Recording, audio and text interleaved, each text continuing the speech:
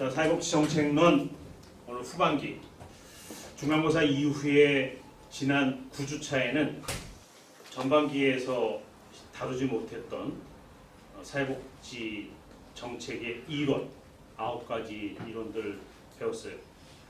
사실 그때 이 대면수업을 해야 조금 강의의 질이 높아지는데 뭐 방역 관계 때문에 우리의 의지하고는 상관없습니다. 자, 오늘은 이제 실천적인 측면에서 그동안에는 이론적인 것과 배경에 대한 이해가 있었다면 후반기 오늘부터는 나머지 기간 동안에 그 사회복지 정책의 가장 중요한 게 사회 보장입니다. 어떻게 보장해 줄래? 그게 권리로 다가올래? 이런 내용들이 후반기에 다뤄지고요. 그래서 오늘은 2개장 사회보장 이 뭐냐? 사회보장에 대한 정의와 구성 그리고 사회보장이 왜 국가마다 다른지 이런 역사적인 배경 그리고 보장의 용어가 뭔지 이런 내용들을 학습하게 됩니다. 그런 다음에 사회보장의 첫 축이 사회보험. 사회보장은 3가지가 있는데 사회보장의 구성은 3가지인데 그 중에 첫 번째 사회보험에 대해서 다루도록 하겠습니다. 서비스가 어떻게 제공하냐 이런 내용들은 법제론이나 보장론 이런 데서 충분히 다뤄지고 사회복지 정책은 왜 사회보장이란 용어를 써야 되느냐. 그러니까 시대적인 상황 속에서 사회적인 아픔이 있는데 국가의 책무가 뭐고 그 다음에 수혜자인 국민들은 어떤 역할을 해야 되고 이런 큰 거시적인 광의적인 내용들을 다루는 학문이에요.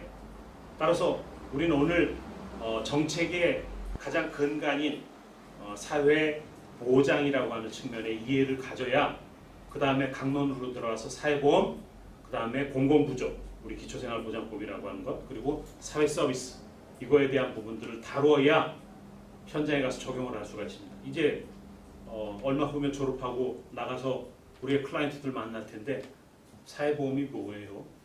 사회보험은 어떻게 신청해요? 이럴 경우 여러분들은 글쎄요 이럴 게 아니라 정확하게 전달해주고 서비스를 이용받을 수 있게 그러니까 실천의 현장이 어떻게 적용될 수 있느냐라는 내용들을 다뤄질 겁니다. 293조부터 시작합니다. 제10장 사회보장입니다. 교재의 첫 번 부분은 사회보장의 정의 이렇게 나오는데 영어로 Social Security 제가 영어를 잘해서가 아니라 이 2개의 단어는 각각 2 개념이 합쳐져서 만든 거예요. 조금 있다가 미국의 사회보장 제도를 논할 때 보면 그래서 사회보장 이렇게 소셜 세큐리티를 쓰는구나. 이게 이해가 되면은 담겨져 있는 의미에 따라서 정책이 변화된다라고 하는 것들을 이해할 수 있을 것 같아요. 자, 큰 틀 안에 사회보장이 어떤 의미일까? 그 목적을 찾아보면 이렇습니다. 질병이나 고령, 뭐 대부분들이 65세 이상 되면 은퇴하잖아요. 그 은퇴 이후에 소득이 있을까 없을까? 없잖아. 그러니까 노후소득 문제. 그 다음에 일하다가 다치거나 또는 you are fired. 실직되면 어떻게 되지? 이게 다 뭐냐? 사회적인 위험 아니야. 사회 구성원들이 근로 능력을 잃거나 사회적인 이런 위험 때문에 그런 것들이 발생하는 빈곤의 위험으로부터 사람들을 안전하게 보호하기 위한 게 사회보장입니다. 아주 쉽게 얘기하면은 우리가 살아가면서 사회적인 위험이 굉장히 많아. 교통사고도 날 거고 부모님들이 돌아가시기도 하고 때로는 재해를 만나기도 하고 그럴 때 과연 나는 어떻게 생존해야지? 나는 이 위험을 어떻게 넘어가지? 라고 얘기를 할 거 아니야. 그런 위험으로부터 사람들을 안전하게 보호하는데 제일 중심이 뭐냐? 빈곤이에요. 빈곤. 돈만 있으면 해결될 수 있단 말이에요. 재정적인 부분. 그래서 물질적 보상이다 이렇게 얘기를 합니다. 자, 위험에 대해 국가적인 부담이나 보험제도를 통해 국민의 결국 뭐냐? 최저 생활을 지키고자 하는 경제적 보상이다 라고 하는 것. 주로 소득이 중단 또는 감소되거나 예외적 지출을 필요로 할 때 생활비를 보조하는 형태로 이루어진다라고 하는 것이 사회보장의 기본적인 목적입니다. 그럼 이 사회보장 제도 안에 과연 사회보장은 어떤 구성 요소를 갖고 있느냐? 시험 문제예요. 근데 대표적으로 ILO 국제노동기구가 규정한 거예요. 이 네 가지 구성 요소가 결국 사회보장을 낳게 했다. 첫째, 전 국민이 위험하죠. 전 국민이. 가난한 사람, 돈 있는 사람, 또 많이 배운 사람, 이런 사람을 구분하지 않고 그냥 그 국가 안에 국민으로서 전 국민이 사회보장이 돼야 구성 요소로 제기되는 거예요. 두 번째가 국민 최저의 생활보장. 여기 있잖아요. 생존권을 지키기 위한 최저 보장이라고 하는 측면. 세 번째, 그러면 어떤 위험일까? 결국은 모든 위험과 사고로부터 국민을 지켜야 되는 거예요. 그리고 그 일은 누가 해야 돼? 국가가 해야 되잖아. 그래서 공공기관을 통해서 실시한다. 이게 사회보장의 개념입니다. 자, 사회보장은 조금 우리가 헷갈릴 수 있어요.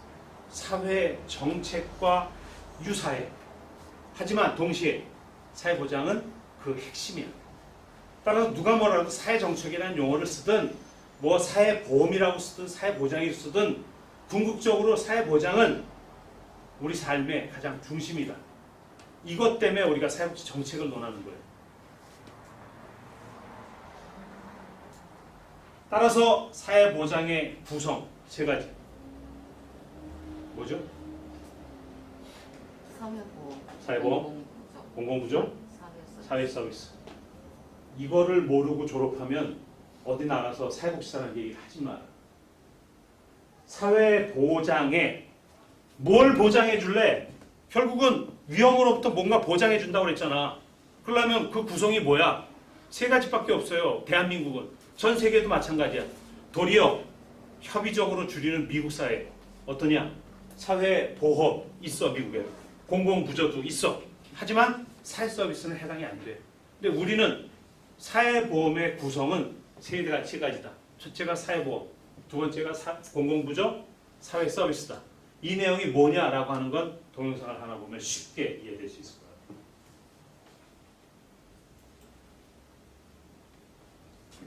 자, 동영상 보기 전에 왜 이 세 가지일까? 그거 책에서도 다르게도 나오기도 하고 다른 데서도 그렇게 설명하지 않는데, 그래서 그러면 법률로 여러분들한테 알려드릴게요. 사회보장 기본법에 보면은 제일 먼저 나오는 게 이렇게 나옵니다. 사회보장 기본법 딱 나오는 정의 잘 보세요.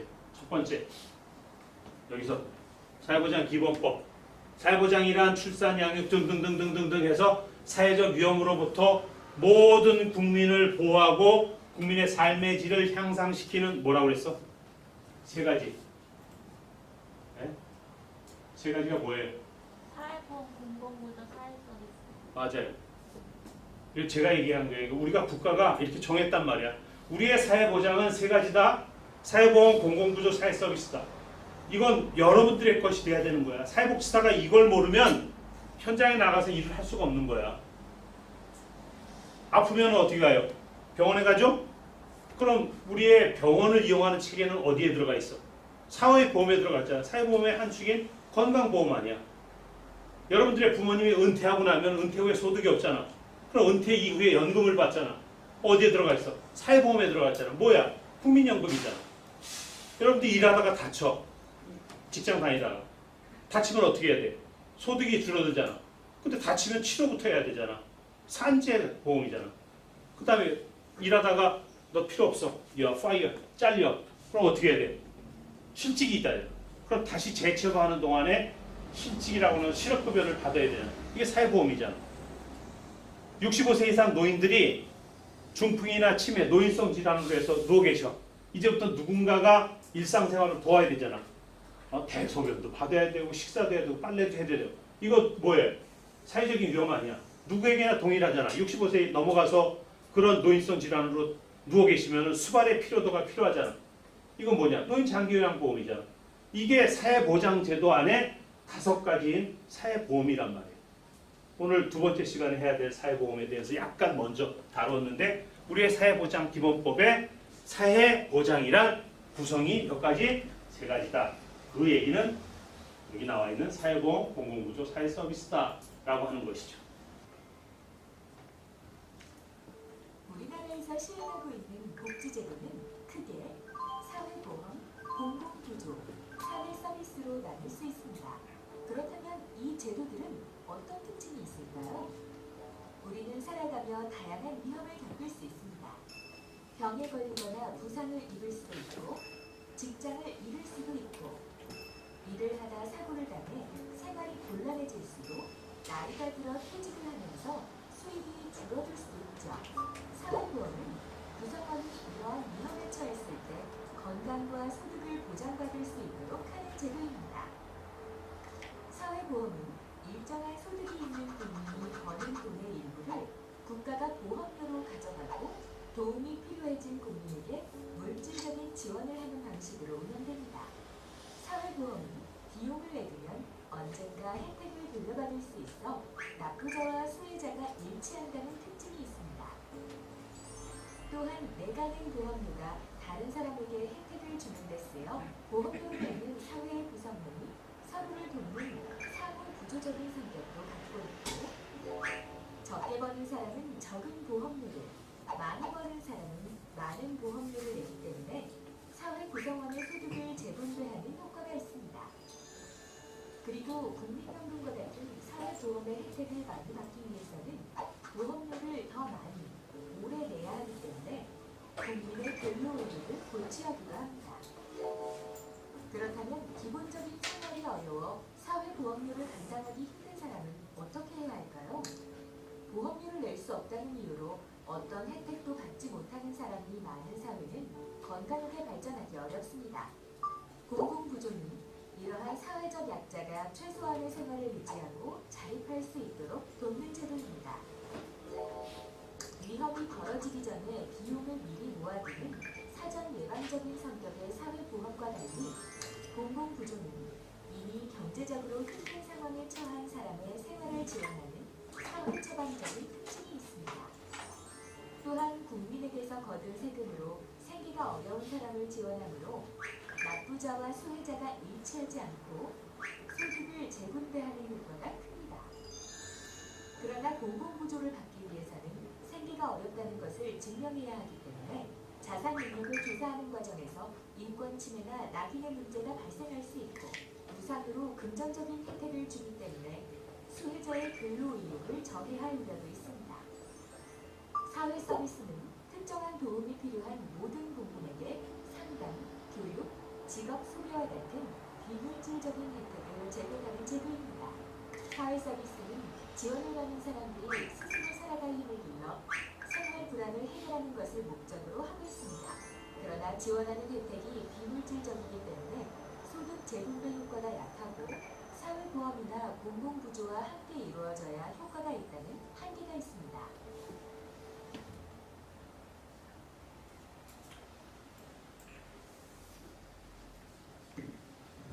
사회보장이 세 가지 큰 축, 그걸 구성이라고 하고요. 구성은 다시 설명하지만은 사회보험, 그리고 공공부조, 사회서비스다. 동영상에서 봤지만 사전적으로 예방할 거냐, 사후에 조치할 거냐라고 하는 거예요. 예방을 한다는 건 사전에 그러한 활동들을 미리 하는 거잖아요.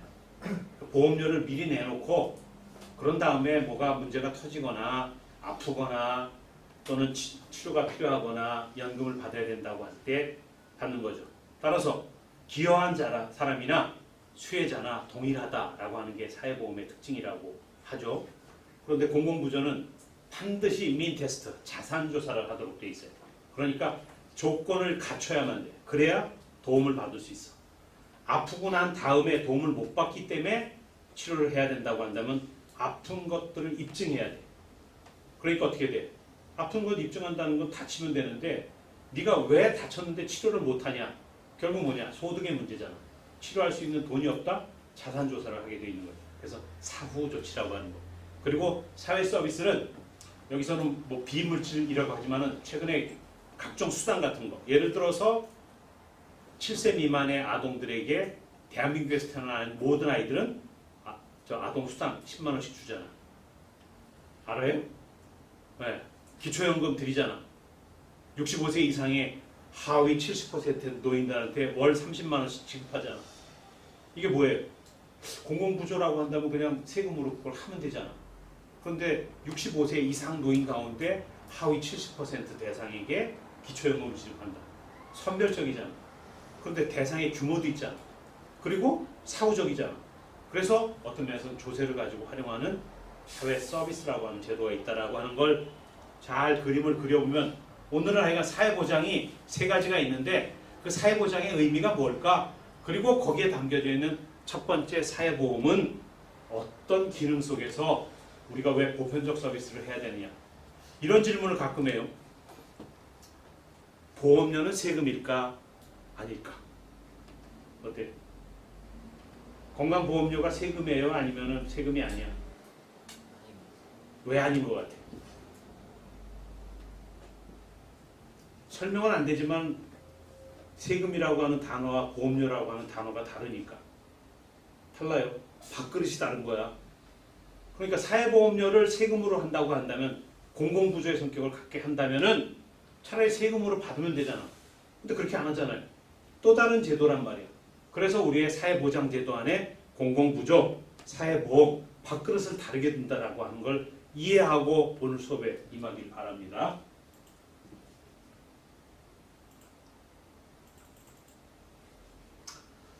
자, 사회정책은 오늘 사회보장을 나눈 그 얘기를 정의를 내리면서 사회정책이라는 얘기를 많이 하게 돼요. 그 얘기는 사회정책과 사회보험이라고 하는 그 균등성이라고 하는 부분이 달라요. 그런 면에서는 사회정책은 굉장히 더 넓어. 따라서 이렇게 비율로 따진다면 오른손이 조금 내려가고 왼손이 높아졌다고 한다면 내려간 부분은 사회보장이고 좀 올라간 부분은 사회정책이다. 이렇게 의미를 무게를 두고 해요. 그래서 사회정책은 사회보장 이외에 각종 수당 또는 보건서비스, 재활, 고용 이런 것까지 다 담겨져 있다라고 하는 측면에서 우리가 사회정책을 다루고 있지만 우리는 사회보장이라는 의미로 우리가 사회복지정책을 다루고 있다라고 이해하면 될 것 같아요. 자, 그렇다면 이제 조금 정리하기가 수월해질 것 같아요. 사회보장의 정의가 뭐냐? 결국은 살아가면서 닥치는 위험, 때로는 교통사고도 나고 때로는 실직도 되고 갑자기 아이를 출산하게 되고 부모님이 사망하기도 되고 뭐 이런 일들이 평생 살아가면서 있을 수밖에 없잖아요. 그래서 그걸 사회적 위험이라고 그래요. 근데 왜 사회적 위험이냐고 하면 이 위험은 사회가 감당해 줘야 된단 말이에요. 내가 아픈데 내 문제야? 내 가족의 문제로만 여긴다면은 우리 중풍 치매 어르신들이 옛날에 집안에서 누가 돌봤어? 장남이나 맏며느리가 돌봤잖아. 그러다가 장남이나 맏며느리가 못하면 어떻게 돼? 식구들끼리 싸우잖아. 형제들끼리. 야, 너는 자식 아니냐? 뭐 이런 식으로. 결국 가족의 문제로 돌봄을 생각하니까 그 돌볼 수 없는 가족들의 경우에는 그게 사회적 위험으로 다가오지만 누구예요? 가족들끼리만 할 수 있잖아. 그래서 가족이 해체되는 경우가 많기 때문에 위험은 우리에게 다가오는 건 다 사회적 위험으로 취급하자. 그래서 그 정의를 노령, 장애, 사망, 질병, 출산 수많은 것들, 산업재해까지 이 사회적 위험과 결혼이나 양육이나 또 다른 사망 등과 같은 일이 발생하게 되면은 반드시 금전적으로 특별하게 지출을 하게 생겼어요. 근데 가족이 그걸 못하면 어떻게 돼? 결국 어떻게 돼? 극단적 선택을 하게 되잖아요. 누가 도우는 사람이 없으니까 자꾸 가족끼리 자식을 데리고 동반 자살을 하지 않나. 그래서 시민들을 보호하기 위해 재정적으로 지원하는 법적 프로그램이다. 여기에는 반드시 돈이라고 하는 부분, 재정이라고 하는 부분이 투입돼요. 근데 그걸 어떻게 해야 돼? 사회적 위험이라고 우리 사회가 정의를 내렸으면은 그거는 법정 프로그램이야. 그래서 국가가 감당해야 되니까 아까 사회보장 기본법에 나와 있는 명시된 대로 법률에 의거해서 할 수 있도록 하자. 그래야 국가가 감당할 거 아니에요. 거기에 각종 수당까지도 포함하고 있다라고 하는 넓은 의미. 그 수당이란 뭐냐? 이런 보편주의 수당을 얘기를 해요. 그래서 그 수당은 반드시 조세를 가지고 한다. 대표적인 게 두 가지인데 하나가 기초연금과 아동수당이다. 어떤 내용일까? 여러분들은 정말 아세요? 기초연금이 뭔지? 이게 촬영만 안 하면 질문을 하고 답을 드려야 되는데 그냥 앞에 자료들을 보시죠. 기초연금이 뭐냐? 65세 이상은 노인이라 한다. 노인복지법에 나와 있죠. 여러분들이 생각하는 노인은 70세도 아니고 60세도 아니야. 그냥 사회복지사업법, 특별히 노인복지법에는 노인을 65세 이상의 자 이렇게 정의를 드렸어. 이거는 우리나라가 정의인 게 아니라 유엔이 그렇게 정했어. 그러면 65세 이상의 노인들은 일할 수 있어요, 없어요? 은퇴하잖아. 일 못해. 그럼 소득이 발생해 뭐 어때? 못하잖아. 그러니까 어떻게? 노후 소득을 준비해야 되는데 그게 연금제도예요. 일하는 동안에 차곡차곡 모아놨다가 노후라고 하는 게 발생이 되면은 그때 가서 그걸 쓰면 되잖아. 이래서 사전적 예방 기능이 바로 연금인데 불행하게도 국민연금 언제 생겼어요? 아세요? 국민연금 언제 생겼나? 83년인가요? 올림픽 한 데가 88 올림픽이 몇 년도에? 1988년도가 국민연금 생긴 시점이야. 그러니까 지금 생겨봐야 몇 년 됐어? 88, 98, 08, 2018, 32년 됐어.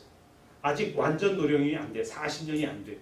그러면 그 전 세대들은 기초연금, 이 연금 제도가 있어 없어? 없잖아. 그러니까 결국은 그분들은 어떻게 돼? 연금 제도가 없으니까 노후 소득이 있어 없어? 없잖아. 그러니까 OECD 가입 국가 가운데 노인의 빈곤율이 가장 높은 국가가 어디에? 어디야? 대한민국 아니에요. 빈곤하니까 어떻게 돼? 노인의 자살률이 가장 높잖아.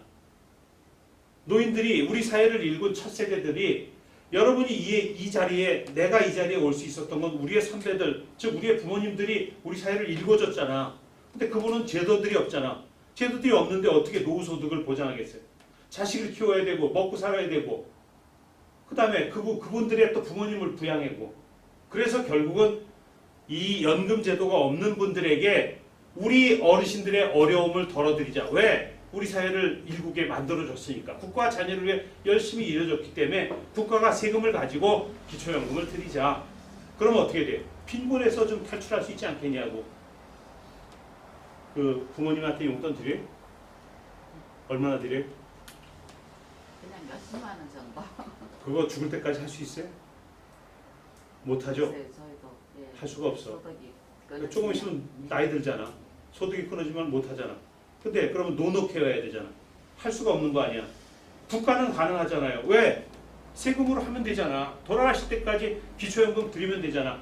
많지는 않지만. 그래서 기초연금이 생긴 거란 말이에요. 이거는 사회보험에 공공부조에 아니죠. 사회서비스예요. 수당제도잖아. 수당. 다들 눈만 뻑뻑하고들 있어. 또 한 가지.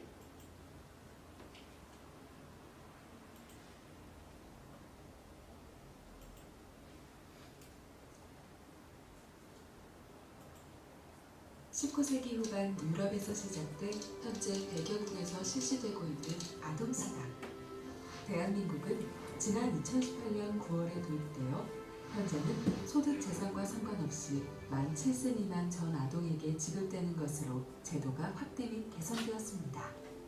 이렇게 우리의 아동수당도 아이들과 함께 자라나고 있습니다.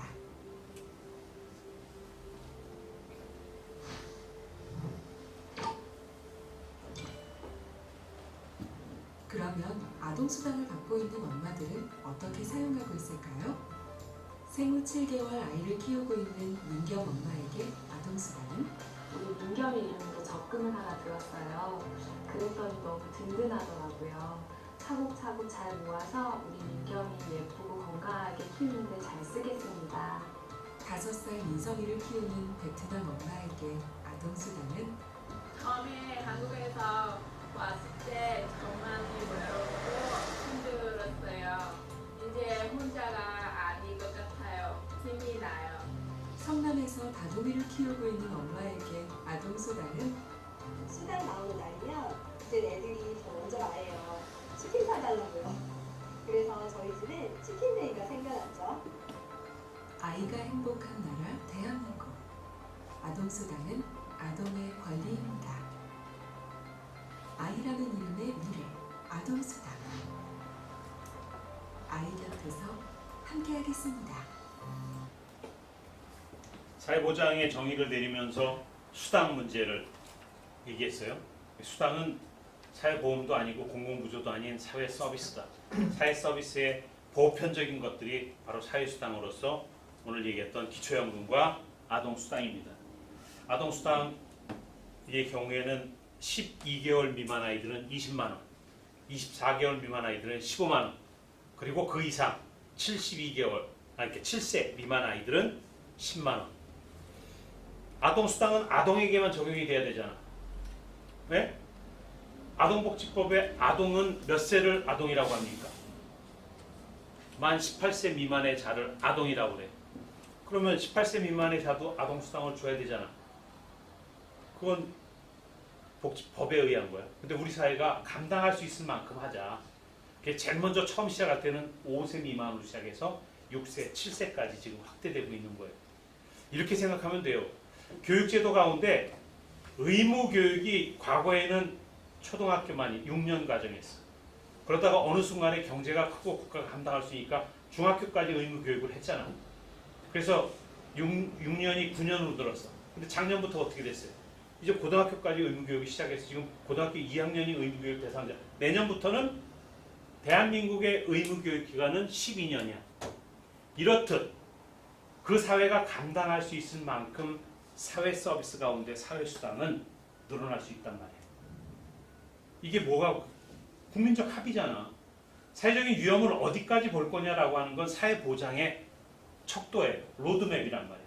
그래서 우리 사회는 적어도 3가지 축인 사회보험, 5가지 보험 체계를 두고 그 다음에 가난하고 힘없고 스스로 자기 자신을 가족을 지킬 수 없다면 공공부조, 수급권자를 만들고 그런 다음에 각종 연령, 생애 주기에 따라서 아동이든 노인이든 장애인이든 간에 또 다른 측면 하에서의 서비스를 제공할 수 있다면 사회 서비스 기능의 수당 제도를 이렇게 만들어 가고 있다. 그래서 굉장히 향후에 여러분들의 사회복지계는 많이 넓어지는, 그래서 사회 서비스원이 생겼잖아. 사회 서비스.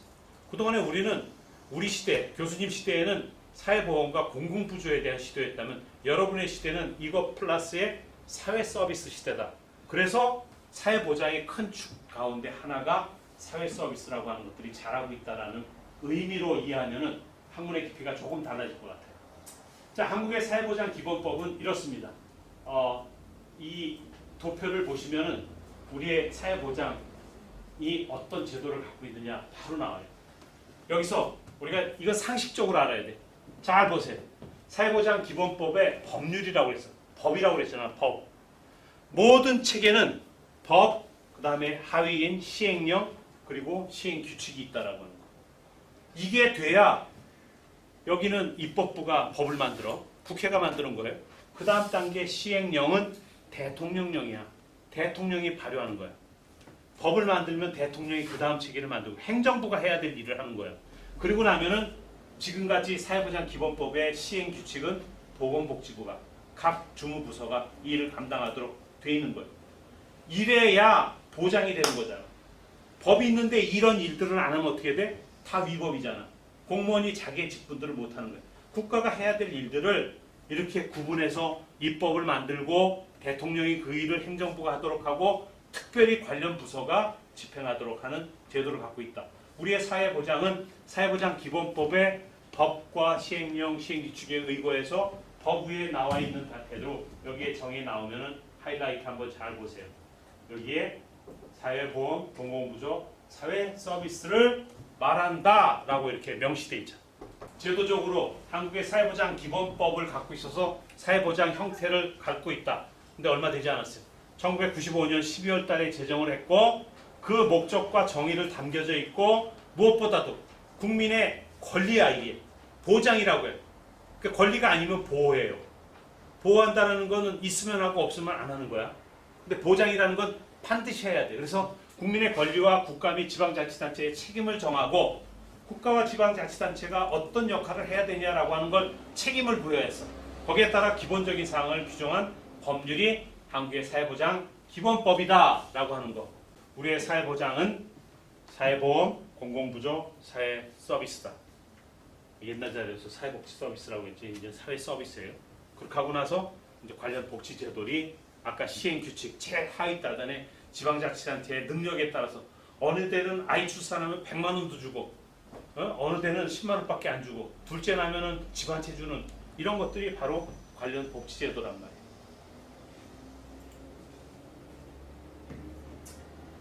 자, 그렇다면은 앞서 사회 보장 이랬을 때 사회와 보장이라는 두 개념들이 합해서 설명된다고 그랬잖아요. 두 개의 영어가 합쳐서 탄생한 것이 바로 사회 보장이다. 서구 특별히 요람에서 무덤까지 유럽 사회가 실시됐던 사회 보험은 제일 먼저 거기서 쓰는 소셜이라고 하는 용어가 유럽 사회에서 처음으로 시작이 됐어요. 그래서 주로 사회 정책이라는 측면에서 소셜 policy 이렇게 썼는데 그 사회라고 하는 의미와 미국의 대공황 즉 1930년대 사회보장법이 제정될 때 등장했던 것들이 긴급경제보장위원회 막 그 미국 사회가 거의 나락으로 사람들이 죽어나가고 경제가 폭락했던 시점이 있어요. 대공황 시점. 그때 거기에서 security라고 하는 보장이라는 용어를 처음으로 썼어요. 그래서 우리가 사회보장법이라고 미국이 사용합니다. 오늘날의 사회보장은 오래전부터 있어왔던 사회보장과 구빈제도를 기초로 해서 2차 세계대전을 전후로 해갖고 새로운 제도적 체계로 개편되었고 형성되었는데 미국이 1935년에 사회보장법 그래서 United States Social Security Act를 제정했고 이 제정된 근본적인 것은 대공황으로 사람들의 삶이 피폐화되고 미국인의 삶을 국가가 회복시키지 않으면 도저히 살 수가 없는 상황이 됐어요.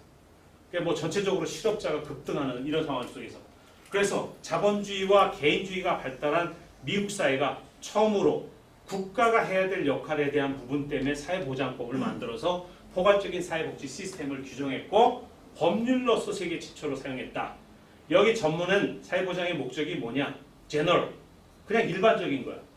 왜 그러냐면은 이건 선택할 문제가 아니라 그냥 보장해야 된다고 하는 규정에 의거해서 일반적인 복지를 증진하자 그런 의미에서 담았고요. 미국에는 이 일을 감당하는 게 우리는 보건복지부 같지만 미국의 경우에는 사회보장청이 신설돼서 재정을 조달하고 그리고 사업을 추진하기 위해서. 근데 요즘에 그 미국의 대통령 선출하느라고 여러분들이 많이 들었을 텐데 미국은 50개 국가가 이렇게 연합으로 만든 태동된 나라예요.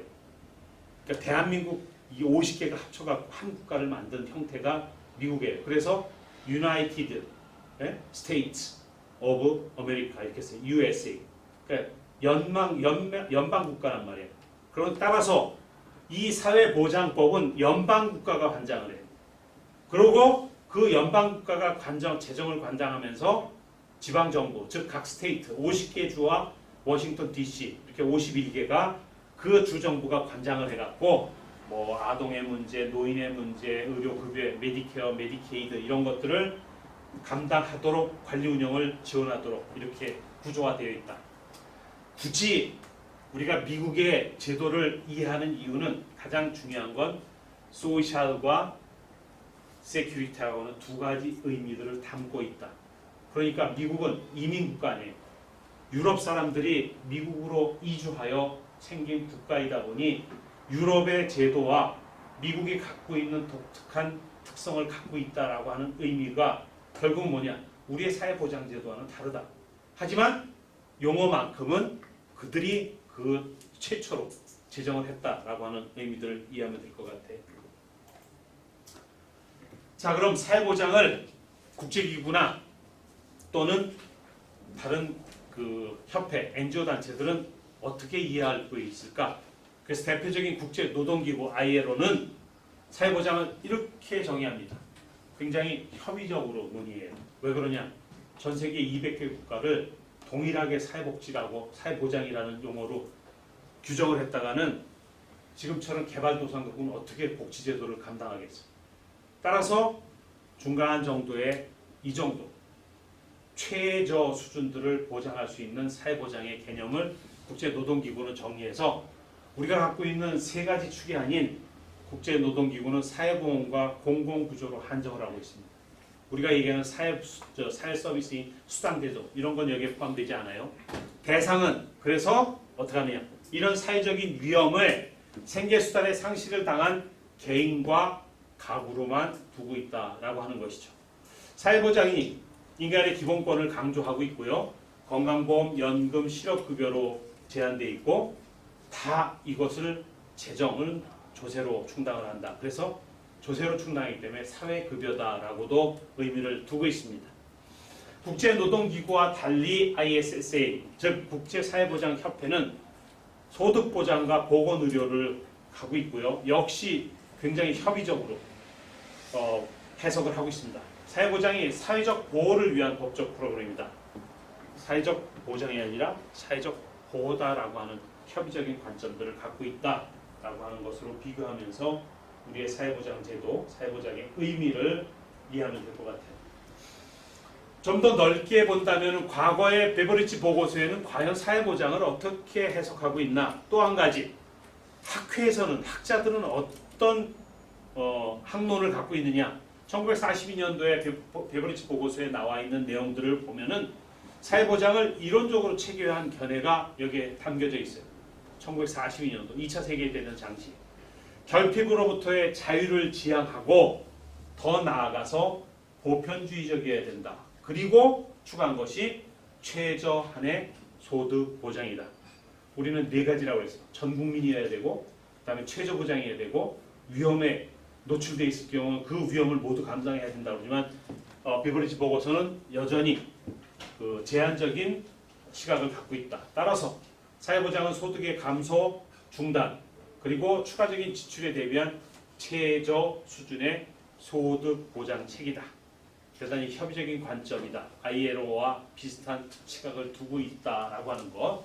여전히 그러니까 지구촌 안에서의 75억 인구가 살아가고 있지만 사회보장의 의미는 우리보다 낮은 수준의 협의적인 관점을 갖고 있다. 이렇게 이해하면 될 것 같아요. 학회에서는 이건 법정 제도다. 그러니까 법률로 제정해라. 그리고 아까도 얘기했지만 소득, 즉 재정적인 지출 프로그램이다. 그래서 현금급여 시스템을 갖춰야 된다. 사회보험과 공공부조만 사회보장에 포함하고 있는 여전히 협의적인 기능들로 담겨져 있다라고 하는 것. 그러니까 이쯤 되면은 우리의 제도가 어느 정도일까, 우리의 사회보장 시스템은 어떨까라고 이제 한 번쯤 궁금증이 들잖아요. 2020년 우리 세대를 살아가고 있는, 즉 사회복지를 하고 있는 여러분의 시각에서는 굉장히 광의적입니다. 그러니까 자원이나 제도가 불충분해서 나기보다는 그것을 활용하고 조율하고 우리가 얘기하는 케이스 매니지먼트, 자원을 집중하는 일들의 전문성들의 부족에 의해서 이용하고자 하는 사람들이 제도를 몰라서, 이용하려고 하는 사람이 신청을 못해서 오는 결과들의 산물이 아닐까, 저는 개인적으로 그렇게 좀 바라보고 있습니다. 종합적으로 감안한다면 사회보장의 정의는 이렇게 앞서 얘기했지만 우리가 사회보장 기본 법을 둔 것처럼 사회보장은 법적 프로그램이다. 두 번째, 사회보장은 누가 뭐라고 해도 소득보장 시스템이다. 소득이라고 하는 건 현물 서비스도 중심이 있지만 현물 서비스도 있지만은 소득 보장이 그 내용이다라고 하는 것. 그리고 무엇보다도 대상은 사회적인 위험을 어떻게 우리가 정의할 거냐, 얼마만큼을 사회적인 위험으로 담을 것이냐. 그런 면에서 그로 인한 소득 감소나 중단이 우리의 사회보장의 정의고, 마지막으로 사회보험, 공공부조, 사회복지 서비스, 그리고 기타 제도적인 것들까지도 포함시키고 있다. 요즘엔 조세제도 안에서 세금을 보존해주는 제도들도 나와 있어요. 감면제도 있잖아. 여러 가지 감면제도. 장애인들을 갖고 있는 가정들에게 전기요금, 전화요금, 수도요금 감액해주는 감액제도. 이거는 우리의 복지제도와는 또 다른 측면 하에서의 이런 공적 조치예요. 노인들에게 지하철 요금 안 받는 거. 사회 서비스입니까? 공공부조입니까? 사회보험입니까? 아니잖아. 이렇게 받잖아. 공적 조치를 받고 있다라는 이런 내용까지도 사회보장의 정의로 담고 있다라고 하는 것들을 설명하는 것이죠. 자, 이 정도 되면은 우리가 앞서 잠깐 얘기했지만 사회보장이라 쓸까? 사회정책으로 쓸까? 아주 그냥 넓게 사회정책으로 보면 되잖아 라고 하는데, 그거는 유럽 사회가, 특별히 독일이나 영국 사회들, 스칸디나비아 한국들이 사회정책이라는 용어를 쓰는 이유는 우리보다 더 광의적으로 사회보장을 이해하고 있기 때문에 그래요. 그런 면에서 사회보장과 유사한 정책이 사회정책이다. 사회보장은 소셜 세큐리티라고 하지만 사회정책은 소셜 폴리시, 즉 국가의 일이야 정책이라고 하는 것. 우리가 사회복지 정책을 지금 배우는 건 우리의 사회보장 제도를 이해하는 것처럼 따라서 굉장히 광의적입니다. 사회보장 수당부터 시작해서 재활 서비스 완전 고용까지 다루고 있는 것을 사회정책이라고 한다면 우리가 오늘 이 시간에 다루고 있는 사회보장은 그거보다 왜소한 규모를 갖고 있다. 사회보장 없는 사회정책을 생각할 수 없을 정도로 사회보장이 사회정책에서 차지하는 비중이 크다. 오늘 아까 국제노동기구나 또는 학회에서 정했을 때 굉장히 협의적으로 했잖아요. 그런데도 불구하고 또 유럽 사회는 이렇게 사회정책이라는 용어를 사용하고 있는데 그 근간은 여전히 사회보장이다라고 하는 것. 지향하는 목표가 빈곤의 예방부터 시작해서 소득 재분배 등 이런 것들은 굉장히 일치하고 있다. 따라서 결론적으로 얘기한다면 사회정책은 독일제, 사회보장은 미국제, 이렇게 아주 쉽게 함축적으로 설명할 수 있을 것 같아요. 자, 이 내용을 그대로 옮겨놓으면 비버리지부터 시작해서 ILO, 미국의 사회보장청 보면은 그 중심은 뭐냐? 다 사회보험이에요. 그리고 일부 공공부조까지 담아져 있고 또 다른 측면에서 보편주의 수당도 담겨 있지만 약간의 범위와 그리고 확대 해석들은 다르다라고 하는 것들을 설명하고 있습니다. 자, 지금까지 사회보장의 정의, 구조, 그 다음에 등등의 실천적인 전략들 다 나눴는데 기억하는지 모르겠지만 어느 순간부터 사회안전망 구축 이런 용어들을 참 많이 사용하게 돼요. 근데 이 배경은 반드시 우리가 기억해야 될 게 사회보장처럼 광의적으로 우리가 해석하지 않고 협의적으로 협소하게, 즉 신자유주의의 영향에 따른 용어들입니다. 따라서 우리가 얘기하는 사회보장의 의미하고는 달라요. 아니, 틀리다고 하는 표현이 적절할 거예요. 왜 그러냐면은 이 소셜 세이프티 네트, 안전망을 구축하자라고 하는 의미에서 보면은 어떤 위험이든지 안전망이 있으면은 될 것 아니야. 근데 기능이 사후 조치적이란 말이에요. 첫째가 사회적 위험부터 국민을 보호하기 위해 세운 윤리, 규칙, 제도, 법률 따위를 통틀어서 이른 말임에도 불구하고 배경을 보면은 시장주의자들, 즉 신자유주의 경제학자들이 복지국가의 사회보장은 이러이러하기 때문에 사회안전망으로 써야 된다. 뭐냐? 굉장히 비용이 많이 들어가. 우리의 공공부조 대상자가 한 130만 명 되는데 그거 왜 이렇게 넓혀? 그 사람들이 일할 수 있다면 공공부조 대상자에서 탈퇴시켜서 자립하도록 만들어야 될 거 아니야. 그러니까 그 사람들까지도 국가가 수급권자로 해야 되니까 비용이 많이 들어가잖아. 근데 비용이 많이 들어간 만큼 공공부조 수급권자들이 자꾸 일 안 하려고 하고 계속 의존하려고 해. 그러니까 어떻게 돼? 비효율적이야. 근데 그거를 관료들이 다 알면서 눈 감고 있어. 굉장히 관료적이야.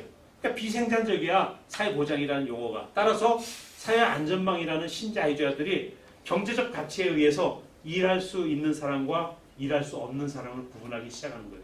노동복지라고 하는 부분이 그래서 태동되는 거예요. 왜? 정부의 과도한 재정 지출이 시장 경제를 해치고 있으니까. 무엇보다 삶에 대한 개인의 책임을 강화시켜야 되는데 이렇게 의존적이면 약화되는 주범이 되잖아. 그러니까 어떻게 돼? 새로운 용어들이 도출될 수밖에 없는 거죠. 구조조정을 위한 경제개혁 조치에 따라서 사회 취약계층에게 미치는 역효과를 최소화하기 위한 조치다. 그러니까 이렇게 사후조치적인 단기적인 사회복지 정책이다라고 하는 게 바로 사회안전망, 소셜 세이프티 네트라고 하는 거죠. 사회안전망의 목적은 그대로 나와 있어요. 시장에게 맡겨라. 보다 효율적으로 감당하자. 그래서 어떻게 빈곤의 예방과 제거라는 측면 하에서만 사회안전망이 구축돼야 되는 거예요.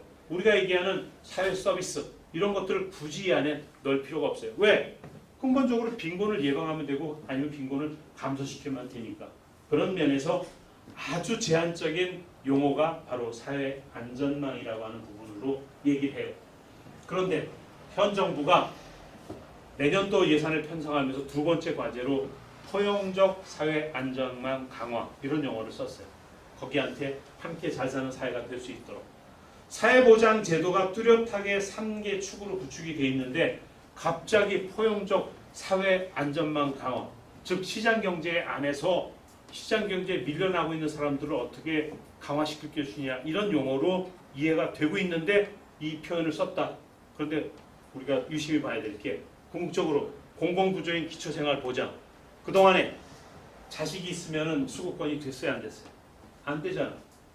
근데 향후 정부는 생계급여 부양의무자 기준을 폐지하겠대요. 이제는 자식들이 부모를 돌보지 않는 자식 그것 때문에 수급권을 지정받을 수 없다면 그 자식은 빼버리잔 말이야. 그럼 어떻게 돼요? 그동안에 자식 때문에 수급권자가 못 됐다면 그런 사람들도 공공구조 기초생활보장을 강화하겠다. 이게 용어의 차이뿐만 아니라 실제적으로 제도의 차이라는 거예요. 공공구조를 강화하겠다는 얘기야. 그게 사회 안전망이라는 거예요. 두 번째, 상병수당. 요즘에 병원에 입원하면 누가 간병을 해요? 자녀나 부모, 가족들이 간병하잖아. 그게 안 되면 간병인을 쓰던지. 근데 그거 결국 개인들이 다 비용을 부담해야 되잖아. 그러지 말고 상병수당제도를 두자. 아까 얘기한 사회서비스의 강화. 수당 아니야, 수당. 세 번째, 긴급복지. 위기 상황은 누구에게나 똑같아. 그런 위기 상황이 발생할 때 위기 대처를 잘할 수 있는 국가를 만들자. 그걸 긴급복지라고 하고 노인이나 장애인들, 특별히 사회적 약자들에게 연금, 그래서 노인연금, 장애인연금 이 지원 대상을 확대하자. 지금은 30만 원이에요. 그 국민연금 A값의 15% 정도 되는데 이걸 20%까지 늘리겠다. 사회보험 제도를 확대하겠다는 얘기입니다. 그래서 포용적 사회안전망 강화라고 굉장히 그 합성어로서 이 논리를 담기에는 한계는 있지만 궁극적으로 들어갔다면 포용이라고 하는 측면에서 우리의 사회보장 제도를 조금 더 확대하겠다 하는 그런 의미로 이해하면 될 것 같아요. 자, 이쯤 되면은 사회보장의 이제 목적에 대한 부분들을 살펴봐야 되는데 네 가지입니다. 첫째, 저런 여러 가지 사회적 위험에 처한 국민에게 최저한의 경제 보장을 하자, 경제적 보장을 제공하자. 둘째, 결국은 경제적 보장이라는 것은 빈곤을 예방하는 일이고, 세 번째, 무엇보다도 경제 안정화에 기여할 수 있도록 시민들의 결국 뭐냐, 노후소득 아니면 사전 예방, 연금과 실업급여 이게 유효 수요를 창출한다는 그런 의미에서 경제학적인 개념까지도 담고 있다. 네 번째는 근로 인센티브라는 측면에서 노동의 중요성, 경제가 사회적인 안정, 결국 뭐냐, 세금을 부담할 수 있는 사람들을 만들어주자. 그래서 노동복지도 포용성 있게 사회보장의 한 축으로 감당하자라고 하는 거예요. 따라서 우리가 갖고 있는 사회보장의 목적과 신자유주의자들이 갖고 있는 목적은 반드시 다르다라고 하는 부분들을 잘 이해하기 바랍니다. 권리로서는 사회보장의 수급권과 국제기구가 갖고 있는 권리선언이라는 측면, ILO, UN들이 갖고 있는 거예요. 대부분들이 어떻게 했냐, 협의적이다라고 하는 부분으로 이해하면 되겠고, 마지막으로 사회보장의 기본 원칙은 두 가지, 충분성, 형편성. 충분이라고 하는 건 국민의 최저 수준을 보장해 주자.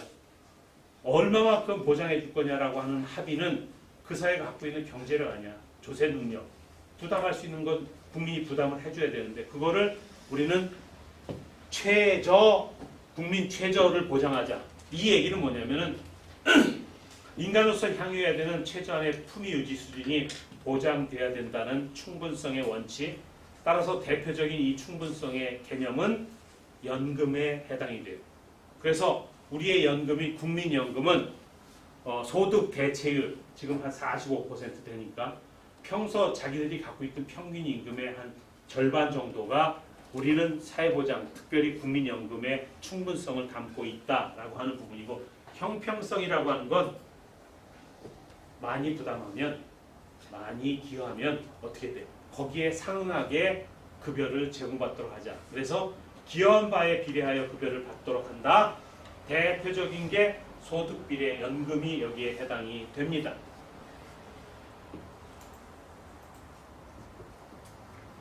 자, 이러고 장을 마치면은 별로 기억에 남는 게 없어서, 그래서 기말고사 시험 문제 유출 유형대로 해서 한 세 문제를 내봤습니다. 국가가 소득 재분배를 통해 국민의 인간다운 최저한의 생활을 보장하는 정책이 뭘까? 지금 하고 있는 거 아니에요? 뭐예요? 답들을 안 하네. 뭐예요? 5번. 사회보장 정책입니다. 다음 중 사회보장에 대해서 설명이 잘못된 거 5개 있는데 사회보장은 공공부문이고 최저생활을 확보하는 일이고 정부가 개입해야 되고 무엇보다도 우리나라의 사회보장은 이렇게 구성되어 있다.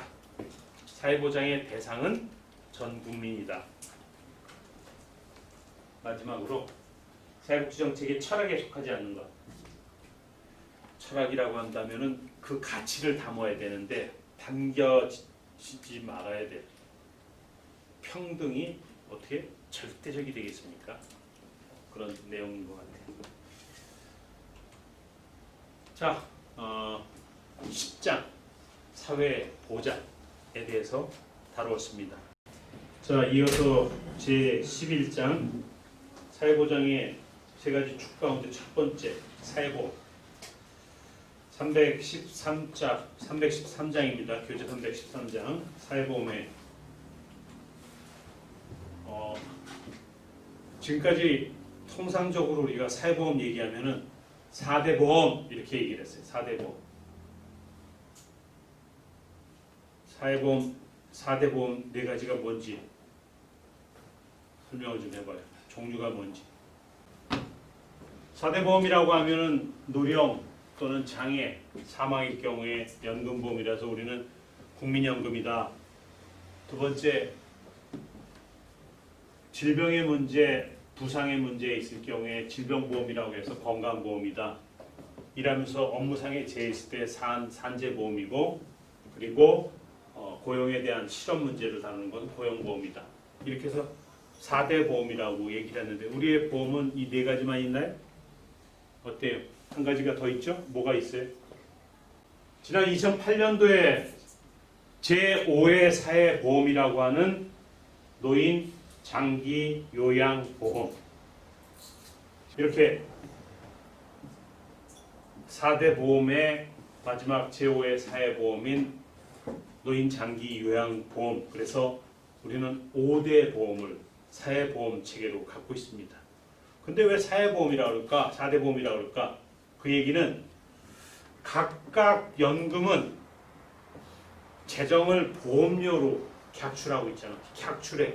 강제적인 가입을 해. 그런데 노인 장기 요양보험은 건강보험 안에서 관리를 해. 그리고 보험료 책정도 다른 보험들은 소득의 몇 퍼센트 이렇게 따지고 있는데 비해서 노인 장기 요양보험은 건강보험의 몇 퍼센트. 왜냐? 대상자가 작기 때문에 그래요. 노인 65세 이상의 노인 가운데 노인성 질환, 즉 중풍과 치매 이후에 수발의 필요도 때문에 감당하고 있는 보험이어서 그래서 굉장히 포션이 작기 때문에 통상적으로 이렇게 4대 보험이라는 용어를 쓰고 있다라고 하는 것이죠. 자, 이렇듯 5개의 사회보험 체계를 갖고 있는 우리의 경우 사회보험의 특징을 살펴보면 사회보험은 앞서 얘기했듯이 4대 보험이다. 국민연금, 건강보험, 산재보험, 실업보험 이렇게 되어 있다. 하지만 지난 2008년도에 수발의 필요도에 따라서 제5의 사회보험인 노인 장기 요양보험이 도입되었다. 이거 순서대로 잘 기억하세요. 어느 보험부터 시작이 되었느냐부터 맨 마지막에 노인 장기 요양보험이 도입되었다. 자, 이 사회보험은 사회적인 위험에서 사람들을 인간을 보호하기 위한 의무적인 제도다. 국가의 책무다. 따라서 어떤 개인적인 형평성보다는 사회적인 충분성을 담아두고 있고요. 더더욱이 사회보험 수급권은 수급자와 보험자 간의 계약에 의해 규정된 권리다라고 하는 것이죠. 또한 수급자가 수급에 필요한 제반 요건을 충족시켰기 때문에 수급을 받는 거다. 앞서 잠깐 얘기했지만은 수급자와 즉 기여자가 동일하다라고 하는 거예요.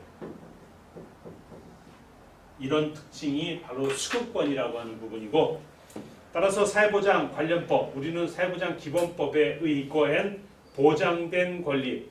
그래서 권리라고 하는 건 여러분 잘 아는 대로 반드시 받을 수 있는 거야. 그래서 영어에 보면은 옳은 거야. right라고 이렇게 돼 있어요. 이게 보세요. 네? contractual right, 여기에 statutory right, 그래서 다 권리로서.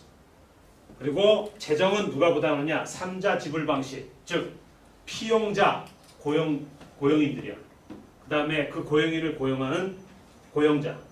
그리고 무엇보다도 이 재정은 부들이 부담하면서 국가가 관리한다라고 하는 측면에서 사회보험 재정은 피고용자와 고용자가 부담을 하는데 국가가 관리하는 3자 지불 방식을 택하고 있다라고 하는 부분이죠.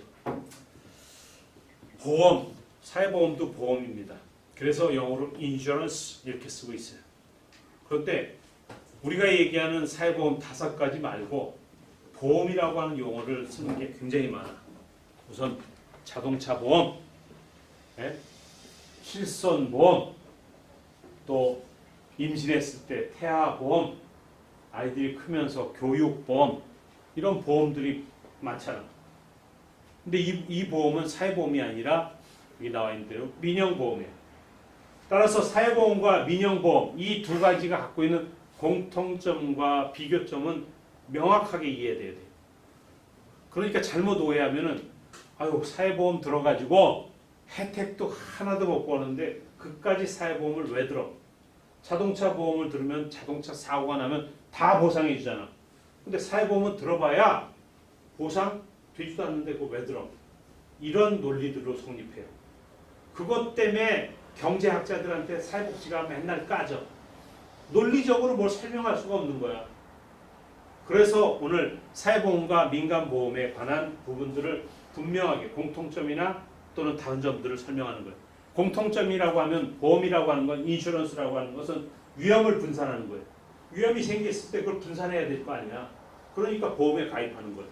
두 번째, 손해라고 하는 것은 우연성이에요. 사고라고 하는 건 우연히 드는 거 아니야. 무슨 저 극단적 선택을 해갖고 자살 이후에 다치는 것 말고는 대부분들이 교통사고나 또는 우리가 아픈 거 계획하고 아픕니까? 어디 아플 때 계획하고 아프고 병원 가? 안 그렇잖아. 우연성이란 말이야. 그 다음에 그 위험이 생기면은 어떻게 돼? 반드시 누군가가 옆에서 도와줘야 되잖아. 근데 그걸 못 도와주면 그 위험은 증폭되잖아. 그래서 위험은 이전되게 돼 있단 말이야. 위험의 이전. 그리고 보험을 드는 이유는 보상 때문에 그런 거예요. 어떤 보상을 받아야 될 거 아니야. 앞서 얘기한 위험을 분산시키는 건 그런 보상 체계를 갖기 위한 거다. 이게 민영보험이나 사회보험이 갖고 있는 공통점입니다. 하지만 분명히 다릅니다. 다른 게 아니라 틀려. 민영보험과 사회보험은 틀려. 우리가 다르다라고 표현하지 않고 차이가 나는 거야. 틀린 거야. 왜? 자동차 보험, 자동차 갖고 있는 사람들만 선택할 수 있잖아. 그런데 사회보험은 피해가질 않아요. 누구든지 다 가입해야 돼.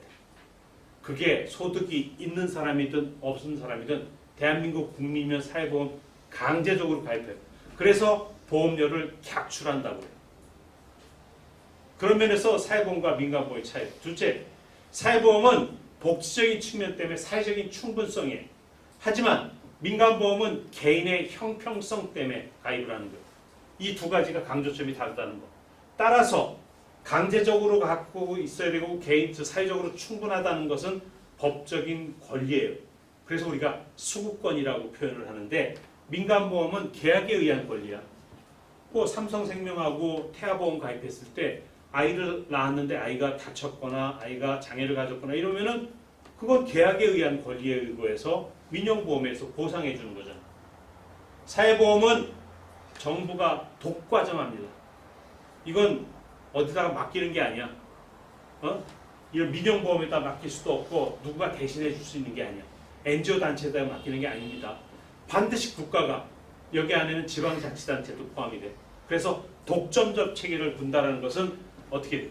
법률적이기 때문에 독점적 체계를 두는 거예요. 그와 달리 민간보험은 자유 경쟁입니다. 그러니까 삼성도 있고 현대도 있고 뭐 여러 개 보험사 14개가 우후죽순처럼 생겨난 건 시장 논리야. 그래서 자유 경쟁 체제란 말이야. 자, 이렇듯 사회보험과 민간보험이 차이가 있다라고 하는 부분 속에 우리가 살펴봐야 될 부분은 사회보험과 민간보험은 이게 구분되는 것이 아니라 서로 경쟁하면서 보완적인 관계다. 그리고 민간보험이 사회보험을 보충하는 역할을 하고 있다라고 하는 것이죠. 사회적 위험이 수많은데 그 가운데 민영보험에서 자동차 보험으로 좀 커버해주고 그 다음에 안 되는 것들을 사회보험에서 커버레이지 해준다라는 그런 의미로 이해하면 될 것 같아요. 자, 이 민영보험과 사회보험을 논하면서 이 두 가지 용어들은 이건 인간이기 때문에 가지고 있는 생각이에요. 굉장히 심리적인 거야. 고도의 인간이 갖고 있는 이기성 때문에 나오는 거예요. 역선택과 도덕적 해이. 도덕적 해이는 이렇게 설명하기 아주 쉬워요. 수급자가 아닌데 어떻게든지 타먹으려고 그래. 벤츠를 끌고 있고 이러는데 그 주택공사에서는 임대주택에 살고 싶어. 돈은 쓰고 싶지 않은데 어쨌든 간에 주택에 살고 싶은 사람들이 있잖아. 자식이 부자고 그러니까 어떻게 자신이 갖고 있는 재산을 자식한테 줘버리고 그리고 나서 자기는 사회보험에서 뭐든지 받고 싶어. 이게 뭐예요? 인간의 이기심 아니야. 근데 그게 보면은 사람이 사회적인 동물로서 사회 구성원으로 살아가려면 사회에 기여해야 돼. 사회와 동행해야 되는데 자기의 이기심 때문에 남에게 피해를 준다? 이게 도덕적 해이야. 이따가 동영상 보겠지만은 그 과거에는 지금은 그러지 않아요. 해외에 나가 있는 영주권자들이 있어. 미국 가면은 시민권자한테 미국에 오래 살고 있으면 그린카드라는 영주권을 줘. 그 사람은 국적은 대한민국 사람인데 미국에 살고 있어. 근데 이 사람들이 미국에 살다가 아프면 어떻게? 한국에 싹 들어와가지고요. 건강보험료 몇 개월치 탁 내고는 수술해갖고 몇 천만 원짜리 수술을 받고 나가요. 그 사람 기여한 바가 있어? 건강보험료 낸 적이 있어? 없는데 우리의 보험 체계를 탓해가지고 아주 이 뭐라 해줘도 도덕적으로 해이돼 있어. 나쁜 사람들이에요. 좋은 것만 빼먹으려고 하는 거야. 아주 사회적인 그 뭐라 그래야 되게 탈인간화 돼야 돼. 이 인간으로 취급하지 말아야 될 상식적이지 못한 사람들이 있단 말이야. 도덕적 해이야. 근데 그게 가능한 게 저게 역선택입니다. 사회보험 대한민국 국민이면 누구나 강제적으로 가입한다고 조금 아까 민영보험과 사회보험의 차이 두었잖아. 대한민국 국민이니까 치료받으러 갈 수 있잖아. 근데 거기에는 반드시 전제 조건이 있잖아. 기여해야 되잖아. 보험료 내야 되잖아. 근데 한 번도 내지 않은 사람이야. 근데 그게 정보 아니야. 해외에 살고 있는데 해외 영주권자를 갖고 있으면요. 국내에서 사회보험을 이용하려고 하면 6개월 동안 거주한 사실이 입증돼야 돼. 지금은 그렇게 하고 있어요. 어떻게 가능하냐? 출입국 사무실에서 통보해줘. 대한민국에 들어오면 제일 먼저 공항에서 입국 사실을 증명하고 대한민국에서 또 나가려면 출국하잖아. 그러니까 입국과 출국 기간이 6개월이 길어지면 이런 역선택을 안 해도 돼. 그런데 그거를 교묘하게 이용해갖고 과거에는 출입국 사무실의 정보를 국세청이나 또는 건강보험공단이 몰라. 그러니까 정보를 알고 있는 사람이 몰래 그걸 활용해가지고 신청을 하면은 건강보험공단은 모르니까 그냥 해주는 거 아니야. 요걸 정보를 많이 가지고 있는 사람들이 정보를 악용하여 가입하는 거야. 이걸 역선택이라고 그래. 거꾸로 교통사고 사망자가 많이 나잖아. 그러니까 그 사망 이후에 보상을 노리기 위해서 어떻게 자동차 보험에 여러 개 가입하잖아. 그러면은 요즘 같으면은 교통사고가 많이 나는 사람들은 보험료가 할증이 되잖아. 어떤 경우에는 보험도 안 받아요. 못 받아 보험회사가. 왜냐하면 그렇게 사고 많으면 부은 거보다 보험료가 많이 나가니까 손해 나잖아. 그래서 그거를 이게 크림처럼 이렇게 싹 한다고 그런 작용을 해요. 뭐냐? 도리어 보험사가 정보를 알아가지고 가입자를 안 받는단 말이야. 이런 역선택이라고 하는 제도가 우리가 이 보험제도를 유지하면서 정책적으로 잘 걸러야 된단 말이에요. 동영상은. 보험금을 많이 타면 탈수록 보험료를 그만큼 많이 내는 방향으로 보험제도가 개편됩니다. 이 비급여 진료를 많이 받는 환자는 최대 4배까지 보험료가 오를 수 있다고 하는데 김민찬 기자가 설명해드리겠습니다. 올해 상반기 실손보험 손해율은 131.7%, 손해율이 100%를 넘었다는 건 고객이 낸 보험료보다 더 많은 보험금을 타갔다는 의미입니다. 그렇다 보니 매년 보험료는 상급은 가팔랐고 지난해 보험회사들은 실손보험에서만 2조 원 넘게 손해를 봤습니다. 결국 금융당국과 보험업계는 실손보험을 다시 손보기로 했습니다. 벌써 4번째 개정인데 타간 보험금만큼 보험료를 더 내게 한다는 게 핵심입니다. 비타민 주사나 도수 치료 등과 같은 건강보험이 적용되지 않는 비급여 진료 항목을 많이 이용할수록 보험료가 오르는 방식입니다. 보험연구원의 개선안을 보면 보험금을 많이 타는 상위 0.4%는 최대 4배까지 보험료가 오를 수 있습니다. 대신 병원을 안 가는 71%의 소비자는 5%를 할인받을 수 있고 전체 소비자 부담도 약 10.3% 감소할 걸로 예상됩니다. 개선안에는 병원 진료 시기에 하는 공제 금액은 물론 자기 부담률도 지금보다 10%포인트 인상하는 방안도 포함됐습니다. 새 보험은 이르면 내년 상반기 출시될 예정인데 다만 기존 보험을 가입한 사람들은 바뀐 규정이 적용되지 않습니다.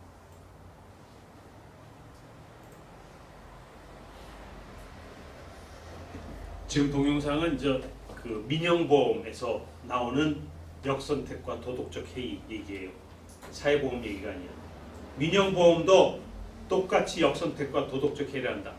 보험에 가입하여 자꾸 사용을 하니까 위험으로부터 그 위험이 그러니까 이용하지 않은 보험을 이용하지 않은 사람들의 경우에는 보험료를 낸 것보다 다른 사람들이 더 타가면은 어떻게 돼? 보험료가 올라가잖아. 그러니까 정작 자기의 위험을 분산하기 위해서 보험을 들었는데 많은 사람들이 보험을 도덕적 해이에 의해서 타감으로 인해 가지고 그런 사회적 위험이 때문에 불가피하게 이렇게 보험료를 많이 이용하는 사람은 보험료를 더 내도록 하겠다. 대신에 보험료를 내고 보험을 활용하지 않은 사람의 경우에는 보험료를 낮춰주겠다라고 하는 게 경제적인 논리란 말이야. 그게 도덕적 해이와 역선택이라고 하는 측면에서 민영보험도 이렇게 변화되고 있다라고 하는 부분 안에 얘기를 하는 것이고요. 자, 그런 측면에서 먼저 역선택에 대한 부분, 비대칭성, 또 불완전한 정보로 인해 보험시장에 바람직하지 않은 결과가 초래된다라고 하는 것이 결국은 뭐냐?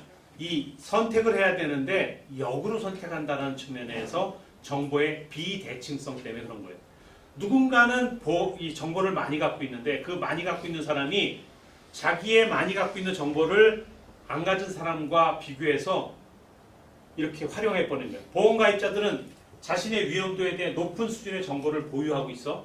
그런데 보험 가입할 때 보험 가입 회사에게 자기의 정보들을 다 내놓지 않아. 내가 가지고 있는 질병 숨겨. 그래놓고 보험 가입해놓고 한 1년 후에 가서 수술하고 그러니까 수술비 지원받고 그러면 보험회사 입장에서는 아이고 그때 저는 뭐 정보를 제대로 걸러야 했어야 되는데 그래서 요즘은 어떻게 하느냐 사전에 건강검진 뭐 종합진단서 이런 걸 다 서류를 해서 스크린을 한단 말이에요. 그러니까 결국은 역선택은 보험시장에 고위험 집단만 남게 돼요. 뭔가 타먹을 사람들만 보험 가입하지 타먹을 게 없으면 뭐하러 보험 가입해? 그래서 보험시장의 비효율성이 증대가 돼서 결국은 보험회사들이 망한단 말이에요. 이걸 시장의 실패라고 그러죠. 따라서 이런 역선택이 결과는 어떻게 되느냐? 보험회사가 우량 고객들만을 가입시키려고 해요. 그러니까 사고율이 낮은 사람들을 가입해야 보상비가 안 나갈 거 아니야. 그래야 보험회사가 이득이 생길 거 아니에요. 그래서 크림 떠내기 이렇게 크림 해갖고 싹 깎아버리고요. 그 고위험자들은 받질 않아. 그렇게 하고는 우량 고객들만 가지고 보험을 유지하게 되면은 보상금이 없으니까 보험회사가 득이 되지 않겠어요? 이건 역시 보험회사 입장에서의 역선택이야. 보험을 가입하려고 하는 사람들이 자기가 가지고 있는 걸 숨기는 것도 역선택. 자, 그런 측면에서 이 크림 떠내기는 알짜 선택이다라고 하는 측면에 선택을 올바로 하지 못하고 자기중심적인 선택을 하는 걸 역선택이라고 한다. 자, 보험에 가입한 사람이 보험에 가입하기 전에 비해 위험 발생을 줄이려고 그리고 예방하려고 하는 노력을 안 하는 거죠. 대표적인 게 건강보험과 실업보험이 여기에 해당이 되는데 쓸데없이들 보험 이용해가지고 의료 혜택을 받으려고 하는 그런 경향들이 이 안에 역선택적인 현상들이 나타난다는 것을 동영상을 통해 한번 확인했습니다. 재외국민 신고를 하지 않은 영주권자들이나 장기 체류하는 한인 한국의료보험 제도를 악용하는 경우가 심각하다고 합니다. 이들이 한 해 동안 사용하는 의료 비용이 무려 2,500만 달러나 된다고 합니다. 어디에 장면입니다. 한국 의료보험의 맹점을 악용하는 해외 한인들이 급증하고 있습니다. 미국에서 영주권을 취득한 뒤 국외 이주 신고를 하지 않고 한국 건강보험을 이용하는 경우입니다. 주로 유학생이나 주재원 등 해외 장기 체류자들이 많은 것으로 드러났습니다. 이들이 영주권을 취득해도 국외 이주 신고를 안 하면 내국인으로 분류되기 때문입니다. 최도자 바른미래당 의원실은 이 같은 한인들의 의료비가 한 해 무려 2,500만 달러에 달한다고 밝혔습니다. 일부 한인의 경우 매달 13달러 정도의 의료보험비를 내고 5만 달러가 넘는 수술을 받은 경우도 있는 것으로 드러났습니다.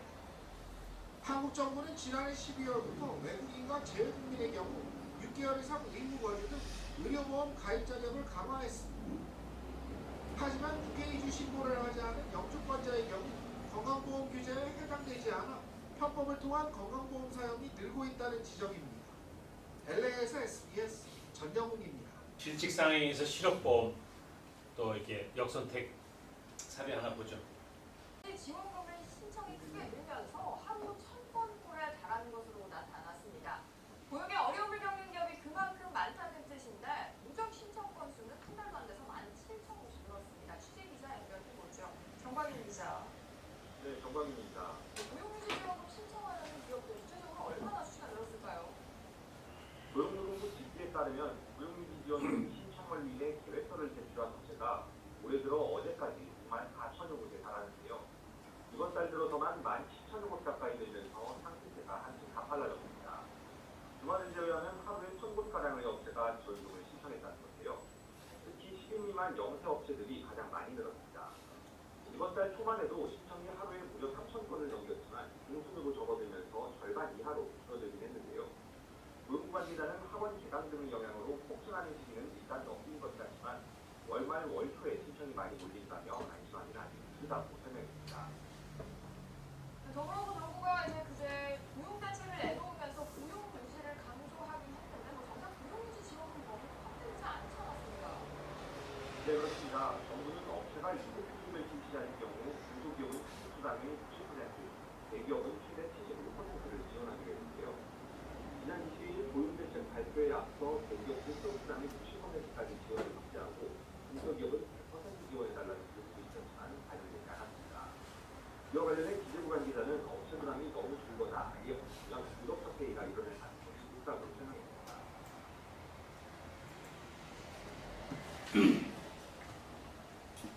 지난 1월부터 그 코비드-19 그러니까 코로나19 때문에 노동 현장에서 실직자가 많이 생겨요.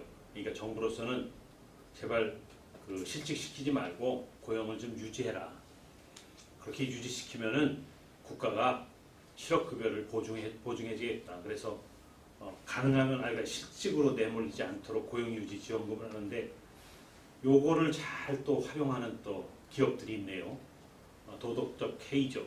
그러니까 일명 사기업들이 직원들을 뭐 내보내야 될지 그건 개인 기업이잖아. 근데 개인 기업이 그 망하게 되면은 노동자들이 일자리를 잃는다는 측면에서 고용보험에서 고용유지 지원금을 주어서 어떻게든 개인 기업이라도 고용을 확대하거나 유지할 수 있도록 해줘야 되는 것 아니에요. 근데 그걸 이제 중소기업들이 이제 악용하는 거지. 심지어 너 고용을 유지하는데 그냥 육아휴직 가. 뭐 이런 가버리면은 육아휴직 수당을 줘야 되는데 육아휴직은 육아휴직이 끝난 다음에 수당을 지급하도록 돼 있어요. 그러니까 회사는 받아낸 걸 갖고 있다가 나중에 오면 주고 하는 이런 그 시차를 활용한 편법, 이루 말할 수 없습니다. 그래서 이 사회적으로 도덕적 해이에 따른 이런 부분들이 발생이 굉장히 높다라고 하는 것. 건강보험 진료비 본인 부담 정당화하는 논리도 사용하고 있고요. 또 이 효과는 사실은 이렇게 갈등 구조를 일으키는 건 사실은 어떻게 보면은 그 학술적으로 이걸 입증하기가 굉장히 어렵다는 측면에서 명백한 증거가 나타나는 경우들도 그렇게 흔치 않다라는 부분을 설명할 수 있고요. 자, 그런 측면에서 오늘 이제 사회보험 5가지가 있고 그 5가지의 보험의 기본적인 내용들에 대한 것들은 좀 살펴봤어요. 자, 그렇다면 이제 기말고사를 대비해서 우리가 사회보험의 정책적 판단 가운데 사회보험이 왜 시기적으로 이런 단계를 둬야 됐을까?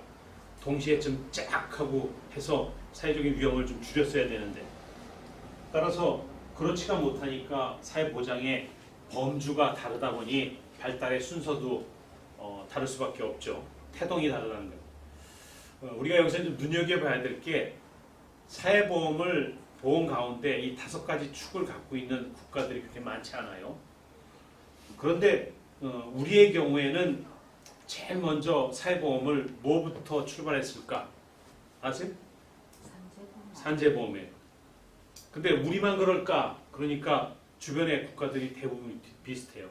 특별히 사회보험은 독일의 비스마르크에 의해서 제도화됐는데 당시에 왜 그 많은 보험 가운데 산재보험부터 사회보험이 발달됐을까? 이유가 뭐예요? 노동 정책이 정확해요. 산업사회에서의 산업이 부흥하려고 하는 것은 일자리잖아. 근데 일자리는 일할 수 있는 사람을 만들어야 되잖아. 그리고 더더욱이 일할 수 있는 사람들이 일을 계속하게 만들어줘야 되잖아. 그건 뭐예요? 근로자에게 너가 계속 일할 수 있는 유인책을 줘야 되는 거 아니야. 그 얘기 뭐냐? 공장에서 일하다가 다치면은 나를 치료해 주겠다. 노동력을 보존해 주겠다는 게 산재보험 아니에요. 그래서 전 세계적으로 노동시장이 개발이 되면 제일 먼저 발생하는 것이 산재보험입니다. 그러고 난 다음에 일할 때는 일하면서 보상받지만은 그 다음 단계는 뭐를 고민할까? 근로자들의 생각을 잘 유심히 살펴보면은 결국 일하지 못할 때 오게 되는 소득에 대한 부분을 고민하게 돼요. 그게 바로 연금, 두 번째가 일하면서 다칠 경우에 결국 어떻게 치료를 할 것이냐라고 하는 부분이 건강보험입니다. 그래서 산업재해 현장에서 보상하는 부분과 그리고 질병을 치료하는 부분이 순차적으로 사회보험의 발달 단계에 나와 있고요.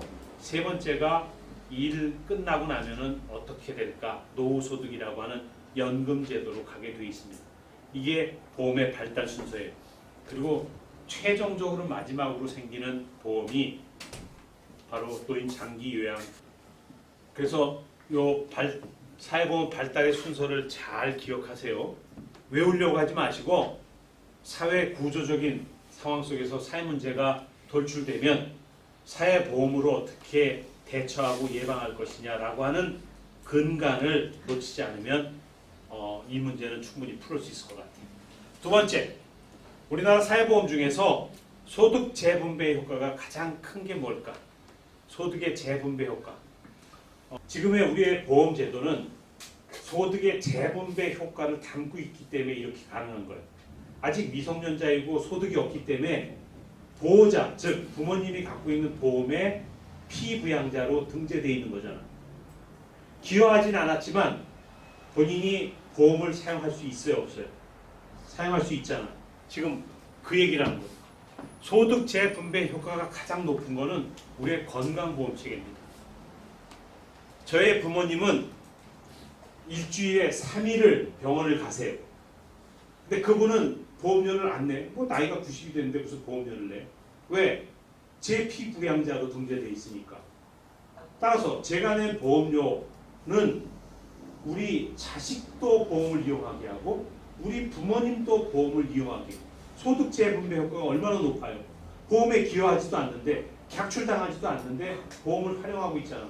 여러분도 대부분 학생들이 지금 그러고 있잖아. 소득 재분배 효과가 가장 큰 보험은 사회보험 중에 무엇이냐? 돈을 보험료를 하나도 안 낸 사람들이 보험의 혜택을 받는다라는 게 그게 소득의 재분배. 누군가 보험료를 낸 걸 가지고 보험이 유지되고 있잖아. 그래서 소득의 재분배 효과가 가장 높다는 얘기예요.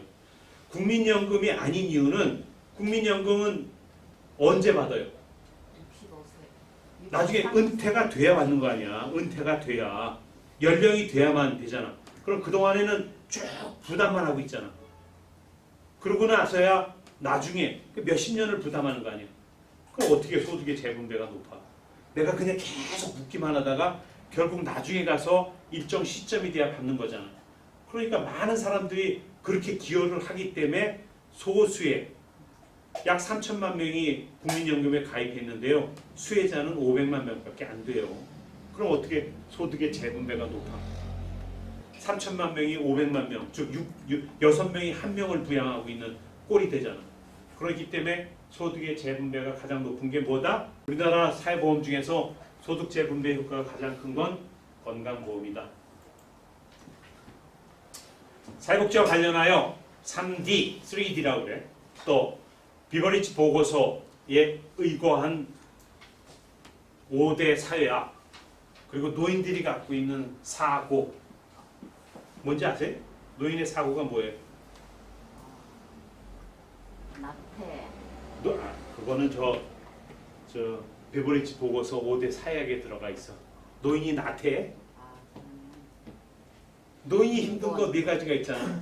빈곤, 질병. 그렇지. 빈곤. 노인은 소득이 없으니까 가난해. 빈곤고. 노인이 되면 다 아파. 질병고. 그 다음에 노인이 되면 또 할 일이 없잖아. 무이고. 또 그렇죠. 고독고. 이렇게 나오잖아. 우리가 얘기하는 3D 뭐가 있어요? dirty. 아우 더러워. 저런 일 안 하려고 그러잖아. 그렇죠? 그 다음에 위험해. 위험한 일 안 하죠. 거기에 정말 힘들어. 예? 아주. 그러니까 3D 업종들이 사람을 못 구하잖아. 그 다음에 5대 사회. 지난 중간고사 때 나왔던 시험에 결핍, 질병, 무지, 불결, 나태. 이 세 가지를 공통적으로 세 가지의 문제점 중에 공통된 사항을 찾으면은 뭐가 나오냐? 가난한 빈곤, 그 다음에 아픈 질병 두 가지가 나와요. 네? 빈곤과 질병이라는 문제 때문에.